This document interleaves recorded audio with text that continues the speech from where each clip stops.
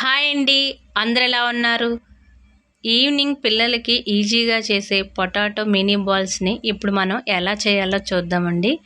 ముందుగా వీటిని తయారు చేయడం కోసం బంగాళదుంపలను తీసుకొని శుభ్రంగా కడిగి 2 ముక్కలుగా కట్ చేసి బంగాళదుంపలను ఉడకనివ్వాలండి. దుంపలు చల్లారిన తర్వాత తొక్క తీసేసి వాటిని చేతితో బాగా మెదపాలండి. ఆ తర్వాత ఒక ఉల్లిపాయని చిన్న ముక్కలుగా కట్ చేసి వేయాలి.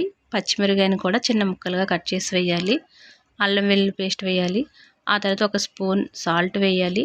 ఒక గ్లాస్ వరిపిండి వేయాలి. ఇక్కడ వరిపిండి బదులు కార్న్‌ఫ్లోర్ కూడా వేసుకోవచ్చు. ఆ తర్వాత హాఫ్ స్పూన్ కారం, హాఫ్ స్పూన్ గరం మసాలా కూడా వేసి బాగా కలుపుకోవాలండి. చేతికి అంటుకున్నట్టు అనిపిస్తే ఇంకొంచెం కార్న్‌ఫ్లోర్ అయినా వరిపిండి అయినా వేసి చేతికి నూనె రాసుకొని బాల్స్గా చుట్టాలి.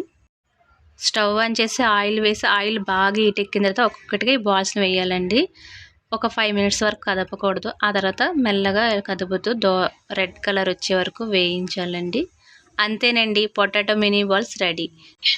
వీటిని టమాటో సాస్తో అయినా లేకపోతే టమాటా చట్నీతో అయినా నంచుకొని తింటే చాలా బాగుంటుందండి. నా వీడియో మీకు నచ్చినట్లయితే లైక్ చేయండి, సబ్స్క్రైబ్ చేసుకోండి. Thank you.